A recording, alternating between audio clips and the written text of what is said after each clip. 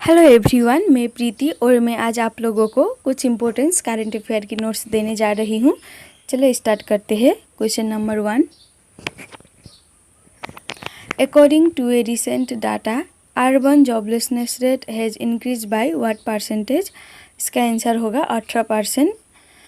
हाल ही में भारत में 18% बेरोजगारी बढ़ गई है, यानी कि 1.5 करोड़ लोगों ने मई के महीने में अपना जॉब से हाथ धो दिया और शहरी बेरोजगारी दर जो है वो 18% की दर से बढ़ गई है। जब अनएम्प्लॉयमेंट रेट इंक्रीज होता है तब ग्रेट डिप्रेशन का कारण बढ़ती है, ऐसा centre for monitoring Indian economy private limited जारी की है। इसी तरह रूरल अनएम्प्लॉयमेंट जो है वो 10.63% बढ़ गई है। Next question, according to RBI report release recently, gain from foreign exchange transaction rose to how much in 2022-21। इसका आंसर होगा 50,629 करोड़। यानी कि हाल ही में RBI ने अपने एनुअल रिपोर्ट जारी की और इसने कहा कि हमें हाल ही के अंदर विदेशी मुद्रा की एक्सचेंज से बेनिफिट हुआ है 50,629 करोड़। और यही कारण है कि लगभग हमने 1 लाख करोड़ केंद्र सरकार को अपनी लाभांश में से निकाल कर दिए हैं। आपके मन में ये क्वेश्चन होगा कि क्या RBI पैसा दे सकती है सरकार को? हाँ, दे सकती है। सेक्शन 47 ऑफ RBI एक्ट 1934 की आधार पर दे सकती है। नेक्स्ट क्वेश्चन,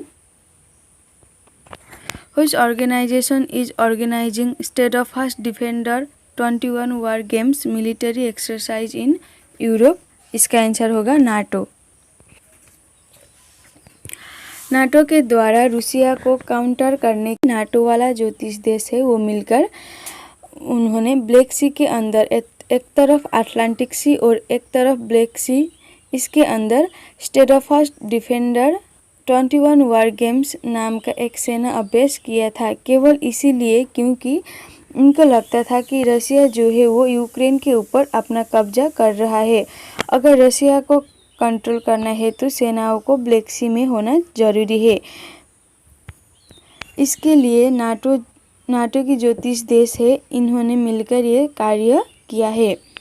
जब नाटो हाल ही में चर्चा में है तो ये कब बना था ये भी जान लेना जरूरी है। ये बना था 1949 में और नाटो के 2 ऑफिशियल लैंग्वेज है, वो है इंग्लिश और फ्रेंच।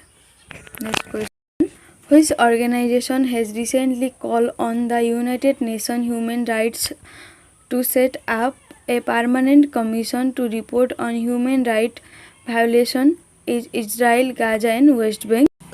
इसका आंसर होगा organization of Islamic corporation. Organization of Islamic corporation के अंदर हाल ही में हुए एक बैठक के माध्यम से ये कहा गया कि हम लोग चाहते हैं कि इजराइल पर ह्यूमन राइट्स रिकॉर्ड रखने के लिए एक UN बॉडी का निर्माण किया जाए। आपको मालूम होगा कि हाल ही के अंदर गाजा पट्टी में बहुत सारे नुकसान हुए हैं और बहुत सारे लोग घर से बेघर हो गए हैं। IOC में वर्तमान 57 सदस्य है और ये सारे मुस्लिम राष्ट्रों का रिप्रेजेंटेशन करते हैं, ऐसा ये अपने बारे में कहते हैं। UN के बाद दुनिया का सबसे बड़ा संगठन है ये बना था 1969 में। वर्तमान में इसका मुख्यालय है सऊदी अरब में। इसी तरह United nation human rights council का निर्माण हुआ था 2006 में। इसका मुख्यालय है जेनेवा, स्विट्जरलैंड में। ये दुनिया के अंदर ह्यूमन राइट्स का एक प्रकार रिकॉर्ड रखती है और ह्यूमन राइट्स का रिकॉर्ड रखने के लिए 47 मेंबर्स का निर्वाचन यूनाइटेड नेशन जनरल असेंबली के द्वारा वोटिंग के माध्यम से किया जाता है। 47 मेंबर्स को 3 साल के लिए मेंबरशिप दिया जाते हैं। इंडिया भी इसका मेंबर है।